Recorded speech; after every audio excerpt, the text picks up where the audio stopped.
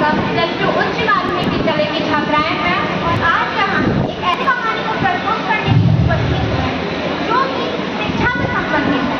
यह कहानी बताता है कि शिक्षा किसी पर निर्भर नहीं है। इस कहानी की शुरुआत हम छोटे से पद से करना चाहेंगे। राम जहाँ तक जाए लक्ष्मी वहाँ तक जाए, तो दरिया से लक्ष्मी ये कहाँ तक जाएगा। अरे सुखी जिगरों की डोर किसाना साधो अपनी मंजिल की ओर। अरे सुखी जिगरों की डोर किसाना साधो अपनी मंजिल की ओर। बाकी बात में देखेंगे कि तीर कहाँ तक जाएगा, तीर कहाँ तक जाएगा।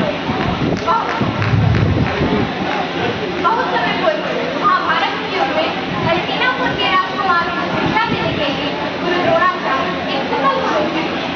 गुरु द्रोणाचार्य अपने शिष्य अर्जुन से बहुत लगाव रखते थे। वह चाहते थे कि उनका शिष्य अर्जुन दुनिया का सबसे महान धनुर्धर बने।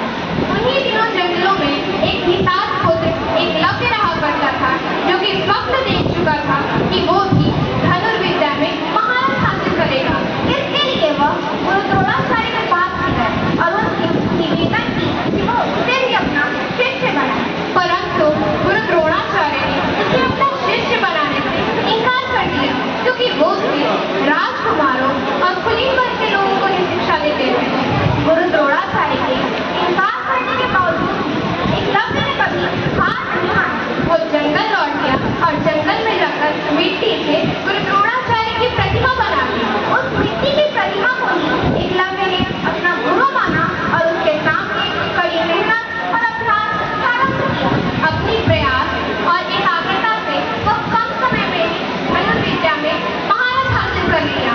एक बार गुरु द्रोणाचार्य अपने शिष्यों के साथ जंगल में शिकार करने जा रहे थे। तभी उनका कुत्ता शिकार करते करते जाते जाते रास्ता भटक जाता है और एकलव्य के पास पहुंच जाता है। कुत्ता जैसे ही भौंकना प्रारंभ करता है, एकलव्य तीरों के समूह से उसका मुंह इस प्रकार बंद करते हैं कि ना ही कुत्ता घायल होता है और ना ही वह भौंक पाता है। जब कुत्ता वापस गुरु द्रोणाचार्य के पास आता है तो गुरु द्रोणाचार्य यह देखकर आश्चर्यचकित रह जाते हैं, क्योंकि ऐसा अद्भुत कौशल अर्जुन भी नहीं दिखा पाता था। कुत्ता का पीछा करते करते गुरु द्रोणाचार्य एकलव्य के पास पहुंच जाते हैं और एकलव्य से पूछते हैं कि तुमने ऐसा अद्भुत कौशल किससे सीखा है। तब एकलव्य सिर झुकाकर कहते हैं, गुरुवर, मैं आपका ही शिष्य हूँ। एकलव्य ने जो मिट्टी की प्रतिमा बनाई होती है वो गुरु द्रोणाचार्य को दिखाता है। उसे देखकर गुरु द्रोणाचार्य और चिंतित हो जाते हैं। उन्हें अर्जुन से किया गया वादा याद आने लगता है और वह एकलव्य से कहते हैं, तुम्हें मुझे गुरु दक्षिणा देनी होगी। तब गुरु द्रोणाचार्य एकलव्य से कहते हैं, यदि तुम मुझे अपना गुरु मानते हो तो तुम्हें गुरु दक्षिणा तो देनी ही पड़ेगी। एकलव्य बिना किसी देरी के तुरंत अपनी सहमति दे देता है। तब गुरु द्रोणाचार्य एकलव्य से कहते हैं कि तुम्हें अपने दाहिने हाथ का अंगूठा मुझे दान में देना होगा। यह जानते हुए कि बिना अंगूठा के धनुष चलाना असंभव है, एकलव्य बिना किसी हिचकिचाहट के तुरंत अपने दाहिने हाथ का अंगूठा काटकर गुरु द्रोण को सौंप देता है। निष्कर्षतः हम इस प्रेरणादायक और पारंपरिक कहानी से यह शिक्षा मिलती है कि ज्ञान के लिए किसी गुरु या किसी विद्यालय का होना आवश्यक नहीं है।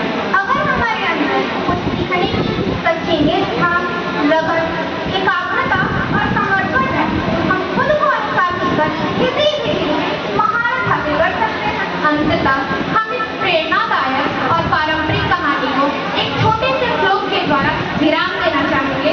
यह श्लोक है कि उद्यमेनैव सिद्ध्यन्ति कार्याणि न मनोरथैः न हि सूक्तस्य सिंहस्य प्रविशन्ति मुखे मृगाः। अर्थात हम अपनी कड़ी से कड़ी मेहनत से बड़े से बड़े लक्ष्य को पा सकते हैं, परंतु केवल मनोरथ अर्थात इच्छा करने से नहीं, क्योंकि सोते हुए शेर के मुख में स्वयं